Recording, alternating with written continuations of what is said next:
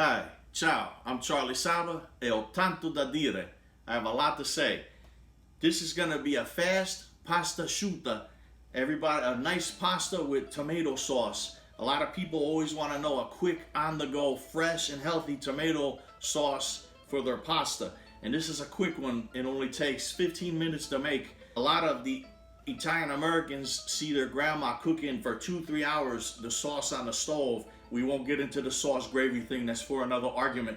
When they cook the sauce on the stove for hours, but you don't have to do those long ragouts or those long sauces.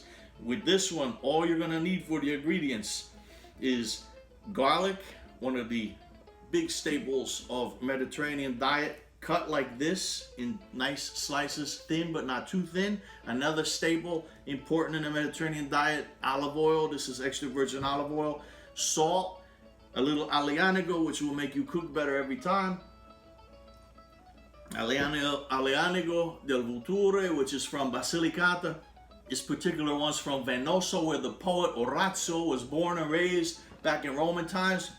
One of the most famous Italian poets of history. And you also need some basil, and these are I pomodori Roma. We call them in America plum tomatoes.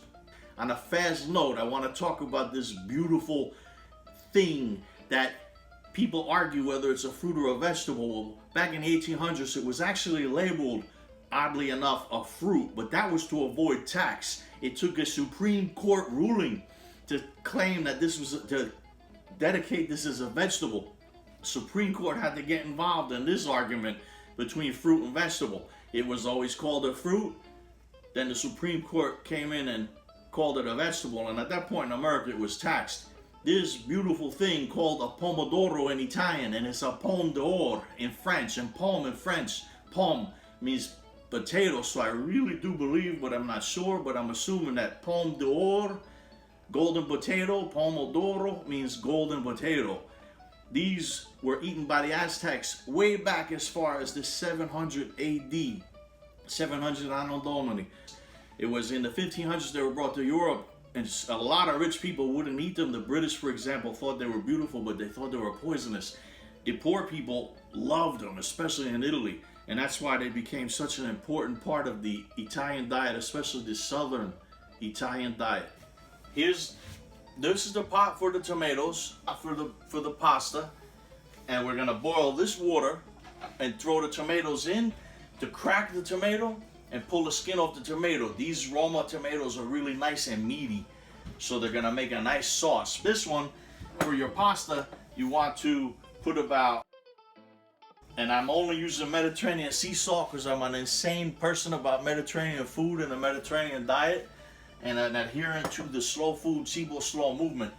All authentic stuff from the Mediterranean. So you want to put about that much salt in your water for your pasta.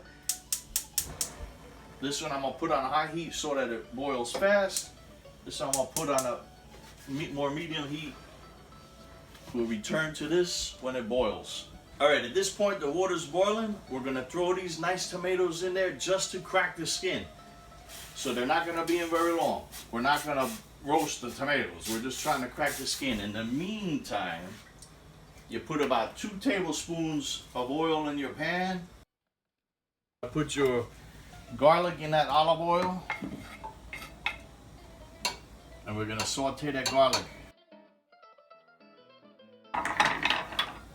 Don't cut yourself with the knife because that would hurt really bad if it falls on my feet. So here you got your water going.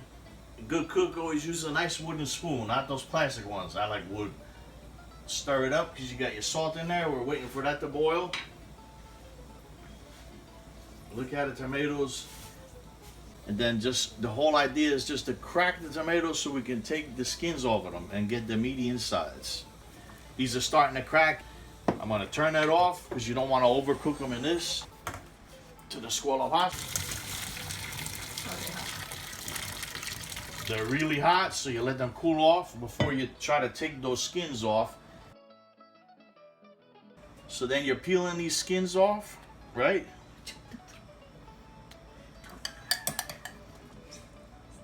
Getting all the skin off, throw them into there, each one.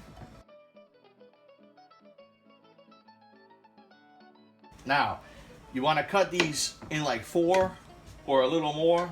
You don't have to cut them down too much. They're gonna break down, right? They're gonna break down by themselves, right over the pot, right in the pan. After we add them to the garlic. Sauteing the garlic nice. That's 2 cloves. Get that really nice oil, garlic and oil. You don't want to burn the garlic. You just want to get it a little golden. Right there is perfect. Then you dump these tomatoes right in there. Stir it up real quick with your nice wooden spoon. You got to put a little bit of solid Mediterranean sea salt. Throw 1 or 2 just to get them in there, but of basil, and then let that cook. And now our water's starting to boil, and those tomatoes are going to break down right into a really nice sauce. It matters how much you use, is how many people are eating, is what it counts on. There's only 3 of us eating. We're only going to do about a half a pack of this penne. Again, with my wooden spoon, mix it up a little bit. Every now and then you give it a turn with the spoon so that it doesn't stick. And let that cook to al dente. When this is al dente, the perfect pasta, al dente, good to the tooth, then we're gonna squalla pasta, the pasta, spaghetti strainer, and then we're gonna throw this nice sauce right over the top and throw a whole handful of basil on it. Toss it, and we're good to go. Add a little bit of the pasta water, just a little bit, to give it a little water to the sugo, the sauce. Every now and then stir your pasta because you don't want it to stick. The same with spaghetti. It's really important when you cook spaghetti to have a nice wooden spoon and every now and then stir. Bust up a little basil like this. Rip it up with your fingers. Throw it in there on top. The real bunch of fresh basil's going on after it's cooked. That's a trick of this recipe. One other thing is, if the tomatoes have to, you can pound them a little with the spoon because you want them to break down in the pan like that. If you want to see how it's tasting, or if you put enough salt, I was a cook in the Navy. I'm going to show you how we did it. It was the 2-spoon method. This spoon touches the food, only 1 spoon touches your mouth. Like that. You put from 1 spoon to the 2nd spoon so that you can do the taste test. That's good, but I'm gonna put a little more salt. Mediterranean sea salt. Very good. Stir it up. At this point it's done. It usually only takes about 10 minutes to become al dente. You do the 2-spoon method. Dump a piece of pasta onto the spoon. You taste it to your teeth when it's ready. Nice mitts. Take that baby off the flame. And then I'm gonna pour it right in. Watch your face because it's gonna shoot steam up. That's good to go. Take the squalla pasta. Dump it right back into this nice bowl. You can stir it around like that. Use your nice wooden spoon. Right over the top. Get it all in there. Shred the basil up with your fingers. Nice fresh basil right on top. Gives it a burst of farmland flavor. Then you're going to toss it. Presentation is important. Look at those beautiful colors. All the colors of the Mediterranean ready to go to the table. And it's ready. Dish some onto the plate. At this point, I'm really hungry. Watching it cook, and it doesn't take too long, but it seems like wherever when you're hungry. Really nice Parmigiano right from Italy. You want to use really good Parmigiano right from Italy, not the fake stuff. And it's better to grate it right onto your pasta.